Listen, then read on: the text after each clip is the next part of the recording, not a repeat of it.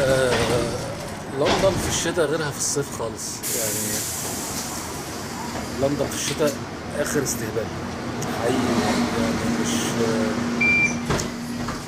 مش عارف اعمل اي حاجه يعني. يا دوب خلصت شغل، خلصت اجتماعاتي، ولسه عندي متسع من الوقت يعني. الساعه 2:30 الظهر دلوقتي. صحيح الدنيا بتليل الساعة 4:15، لكن يعني لسه في متسع من الوقت. اهي لندن معديين جنبها اهيت. فالمفروض ان انا اعمل اي مصلحة يعني. فمش قادر حقيقي، مش قادر. برد رهيب جدا يعني. درجة الحرارة 3. ادي اهي لندن يعني. درجة الحرارة 3، لكن مدية احساس الماينس 15 يعني. حاجة عجيبة جدا يعني.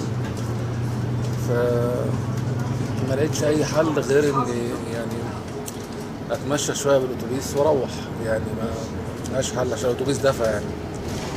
صحيح الاتوبيس دفى، دفى خالص يعني. اخر دفى يعني. لكن